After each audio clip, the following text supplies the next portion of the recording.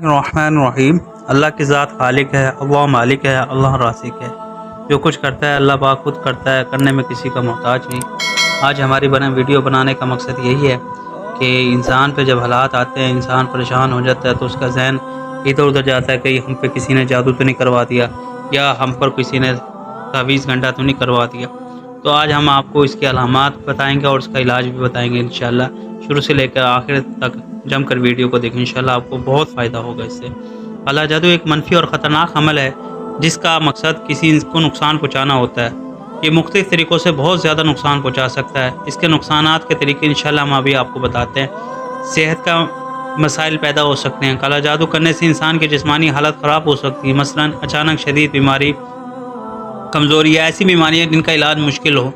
بعض اوقات کالا جادو کی وجہ سے حادثات بھی ہو سکتے ہیں جس میں انسان کو جسمانی یا نقصان یا چوٹ بھی لگ سکتی ہے۔ کالا جادو ذہنی دباؤ اور ڈپریشن اور ذہنی الجھن کا باعث بھی بن سکتا ہے۔ متاثرہ شخص کو خوفناک خواب بھی آ سکتے ہیں یا وہ ہر وقت ڈرا اور خوف میں مبتلا ہو سکتا ہے۔ زیادہ عرصے تک کالا جادو کے اثر کے رہنے کی وجہ سے ذہنی توازن بھی بگڑ سکتا ہے۔ کالا جادو کی وجہ سے انسان کے روحانی اعتبار سے بھی کمزور ہو جاتا ہے۔ اس کو عبادت میں دل نہیں لگتا، نماز پڑھنے میں مشکل پیش آتی ہے، روحانی سکون ختم ہو جاتا ہے۔ بعض صورتوں میں کالا جادو جنات یا شیاطین کی قوتوں کا اثر بھی ڈال سکتا ہے، جس کی وجہ سے متاثرہ شخص پر روحانی اور نفسیاتی دباؤ بڑھ جاتا ہے۔ کالا جادو اکثر گھر میں جھگڑے، نفرت اور تعلقات میں بگاڑ پیدا کرنے کے لیے کیا جاتا ہے۔ اس سے خاندانوں کے افراد کے درمیان دوریاں اور نفرت پیدا ہو سکتی ہیں۔ میاں بیوی کے درمیان محبت ختم ہو جاتی ہے اور دوریاں بڑھ جاتی ہیں، یہاں تک کہ طلاق تک نوبت پہنچ جاتی ہے۔ کالا جادو متاثرہ شخص کی معاشرتی ساکھ خراب کر سکتا ہے، اس سے معاشرے میں الگ تھلگ کر سکتا ہے، کاروبار میں نقصان پہنچا سکتا ہے۔ کالا جادو کے اثرات سے کاروبار خراب ہو سکتا ہے، اچانک مالی نقصان یا غربت کا سامنا بھی ہو سکتا ہے۔ نوکری میں مشکلات، ترقی میں رکاوٹ اور اچانک روزگار کا ختم ہونا بھی کالا جادو کا نتیجہ ہے۔ شدید صورتوں میں موت کا سبب بھی بن سکتا ہے۔ بعض صورتوں میں کالا جادو اتنا نقصان دہ ہو سکتا ہے کہ اس کی وجہ سے انسان کی جان بھی جا سکتی ہے، خاص طور پہ جب کسی کی موت کے ارادے سے کیا گیا ہو۔ خلاصہ، کالا جادو ایک شدید نقصان دہ چیز ہے جو جسمانی، نفسیاتی، روحانی، مالی اور تعلقاتی سطح پر نقصان پہنچا سکتا ہے۔ اس سے بچنے کے لیے روحانی علاج اور دعا، صدقہ جیسی اسلامی تدابیر اختیار کی جا سکتی ہیں۔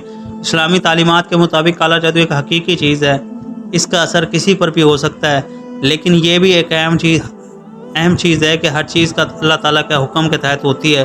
کالا جادو کرنے والا، اس کے استعمال کرنے والا اور اس کو سخت گناہ اور کفر کے مرتکب سمجھا جاتا ہے۔ کالا جادو سے بچنے اور اس کا علاج کرنے کے لیے قرآن و سنت میں مختلف دعائیں اور اعمال بیان کیے گئے ہیں جو نہایت مؤثر ہیں۔ پرانی آیات میں قرآن کی تلاوت ہے۔ قرآن پاک کی کچھ آیات ہیں، صورتیں خاص ہیں جو کالے جادو سے بچاؤ کے لیے علاج کے طور پر تلقین کی گئی ہیں۔ سورہ فاتحہ شفا کے طور پر معروف ہے۔ آیت الکرسی یہ جادو، شیاطینی اثرات اور دیگر برائیوں سے بچا کے لیے انتہائی طاقتور آیت ہے۔ سورہ بقرہ کے بارے میں بھی آتا ہے، نبی کریم صلی اللہ علیہ وسلم نے فرمایا جہاں سورہ بقرہ کی تلاوت کی جاتی ہے وہاں سے شیاطین بھاگ جاتے ہیں۔ سورہ فلق اور سورہ ناس یہ دونوں صورتیں جادو اور ہر قسم کی برائی سے حفاظت کرنے کے لیے بہترین نسخہ ہیں۔ دم اور جھاڑ پھونک، نبی کریم صلی اللہ علیہ وسلم خود بھی دم کیا کرتے تھے اور صحابہ کرام بھی دم کیا کرتے تھے اور اس کی تعلیم بھی دی۔ سورہ فلق اور سورہ ناس اور سورہ اخلاص 3 بار پڑھ کر دم کر دیں، انشاءاللہ شفا ہوگی۔ روزانہ صبح شام کی دعائیں ہیں۔ نبی کریم صلی اللہ علیہ وسلم نے ہمیں صبح شام اللہ کی پناہ مانگنے کی دعائیں سکھائی ہیں۔ ان دعاؤں کو مستقل پڑھنے سے جادو اور دیگر شیاطینی اثرات سے بھی بچاؤ ممکن ہے۔ توبہ استغفار سے بھی اللہ تعالیٰ کی مدد مل جاتی ہے۔ اللہ تعالیٰ کی بارگاہ میں توبہ استغفار کرتے رہیں، کیونکہ اللہ جادو وغیرہ سے نجات کا اصل ذریعہ اللہ کی رحمت اور اس کی مدد ہے۔ صدقہ بھی مشکلات اور مصیبتوں کو دور کرنے کا ایک ذریعہ ہے۔ جادو وغیرہ کے اثرات سے بچنے کے لیے صدقہ دینا بھی بہتر ہے۔ سب سے اہم بات یہ ہے کہ اللہ پر مکمل بھروسہ رکھیں۔ جادو کرنے والے کے سامنے اللہ کے سامنے کچھ بھی نہیں، ہر حال میں اللہ سے ہی دعا کرتے رہیں، وہ ہر قسم کی برائی اور شیطانی اثرات سے محفوظ رکھے گا۔ دعا بھی اس کی ایک انشاءاللہ ہم آپ کو بتا دیتے ہیں۔ اللہم رب الناس اذهب الناس اشفی انت شافی لا شفاؤک شفاء لا یغادر سقما۔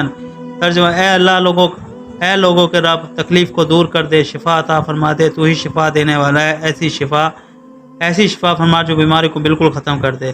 اگر جادو کا اثر شدید ہو تو کسی مستند عالم یا روحانی معالج سے بھی رجوع کرنا بھی فائدہ مند ہو سکتا ہے، بشرطیہ کہ وہ قرآن و سنت کے مطابق علاج کرتا ہو۔ تو ایک حدیث میں یہ بھی آتا ہے کہ جہاں جنات اثرات وغیرہ معلوم ہو تو وہاں اذان دے دینی چاہیے۔ حدیث میں آتا ہے کہ جب شیطان اذان کی آواز سنتا ہے تو ہوا خارج کرتے ہوئے بھاگتا ہے، وہاں تک بھاگتا ہے جہاں تک مؤذن کی منادی کی آواز جاتی ہے۔ میرے پیارے بزرگوں، دوستو، اللہ کی ذات سے اگر ہم مضبوط ہوں گے تو یہ سب چیزیں بیکار ہیں، کچھ بھی نہیں کر سکتی۔ یہ جتنے جنات شیاطین اثرات ہیں یہ سب ہیں تب تک ہیں، اثر انداز ہیں جب تک ہم اللہ سے دور ہیں۔ جب ہمارا تعلق اللہ سے جڑ جائے گا تو پھر اللہ پاک کے حمیت اور اللہ کی طاقت ہمیں حاصل ہو جائے گی اور کوئی بھی چیز ہمیں تنگ نہیں کرے گی۔ اللہ پاک ہمیں اللہ سے تعلق بنانے کی توفیق عطا فرمائے اور اس کی بڑائی اور اس کے حکم پہ چلنے کی توفیق عطا فرمائے۔